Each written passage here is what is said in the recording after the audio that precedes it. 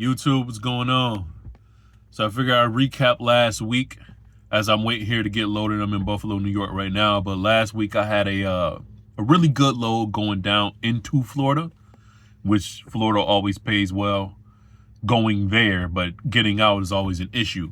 And usually I deadhead right out of Florida, but this time I grabbed my first partial load. Now, if you don't know what a partial load is, you just grab something that's not really paying a lot, but it's paying a little bit to get you out of there, and then you pair it up with something else. So the first load I grabbed 3 loads on the same trailer.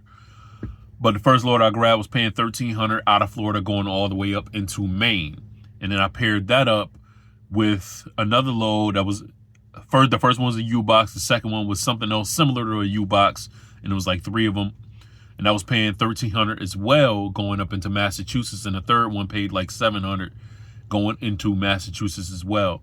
So 2 Massachusetts loads, 1 Maine load, and basically I got out of Florida for $1.98 as opposed to the first one was like 82 cents or something like that.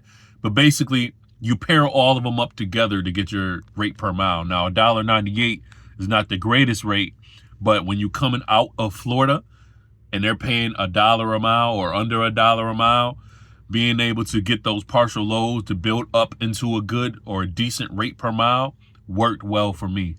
So $3,300 to go all the way up into Maine at $1.98 as opposed to under $1 a mile.